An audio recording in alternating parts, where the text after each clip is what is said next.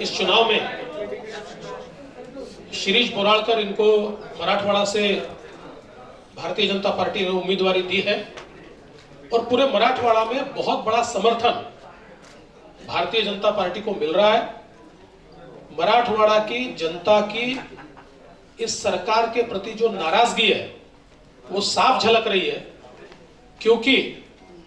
जब हमारी सरकार थी तो मराठवाड़ा हमारे टॉप एजेंडे पर था।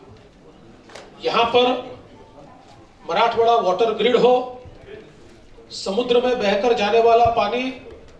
गोदावरी बेसिन में लाकर मराठवाड़ा को अकाल मुक्त करना हो,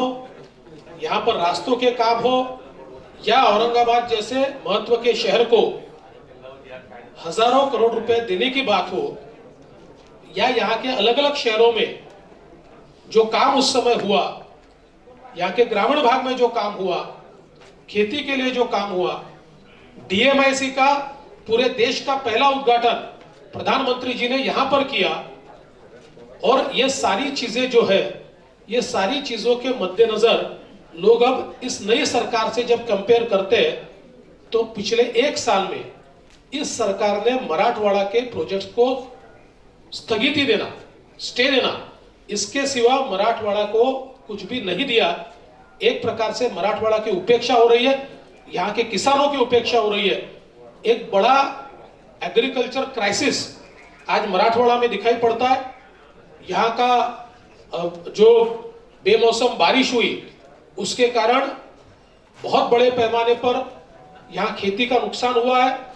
और उसके साथ साथ उसके बाद के वातावरण के कारण यहाँ पर जो कपास है उसके ऊपर भी बड़े पैमाने पर बोंडड़ी आई है, और जो सोयाबीन है वो भी एक प्रकार से ग्रसित हुआ। और ये दोनों जो यहाँ के सबसे महत्वपूर्ण क्रॉप्स है ये बड़े पैमाने पर नष्ट हुए हैं, लेकिन उसकी कोई मदद ये सरकार की ओर से नहीं दी जा रही। जो यहाँ पर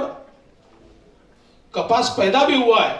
तो कॉटन प्रोक्योरमेंट की जो व्यवस्था खड़ी करनी पड़ती है वो भी अभी तक सरकार ने नहीं की है, उसकी खरीद भी नहीं हो रही है।